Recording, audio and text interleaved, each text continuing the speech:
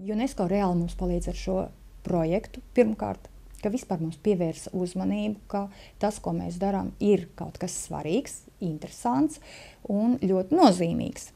Plus, protams, lielu pozitīvu ietekmi dod arī pats jau vārds un nosaukums UNESCO. Nu, diemžēl mēs visi zinām mūsu krīzes situāciju.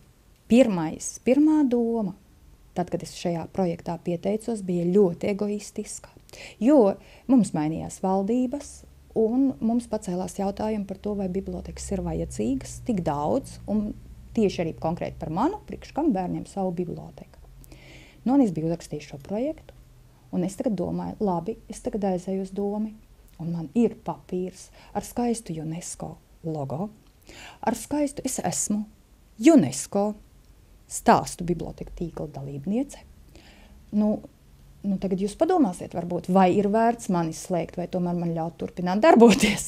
Nu, tas bija tas tīri egoistiskais sākums. Tālāk es aizbraucu uz pirmajiem kursiem, uz pirmo semināru, un tad es sapratu, mīļie, cik tas ir fantastiski. Jo, pirmkārt, mēs paši iepazīstam paši sevi. Mēs iepazīstam tos visus pārējos kolēģus, mēs esam vienādi domājošie.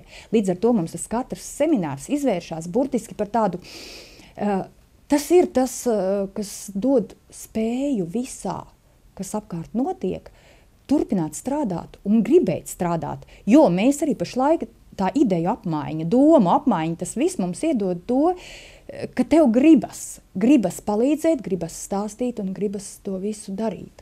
Reāli praktiski mēs iegūstam to atbalsta sajūtu, ka tu neesi viens cīnītājs kara laukā. Tas to varbūt nevar nosaukt par kara lauku, bet dažkārt ir tā, ka tu kaut ko dari, un tad tu domā, vai tas ir labi, vai tas ir pietiekami labi, varbūt vajag savādāk. Tu gūsti pirmkārt jau šo atbalsta sajūtu, jā, tā ir labi, tā vajag turpināt.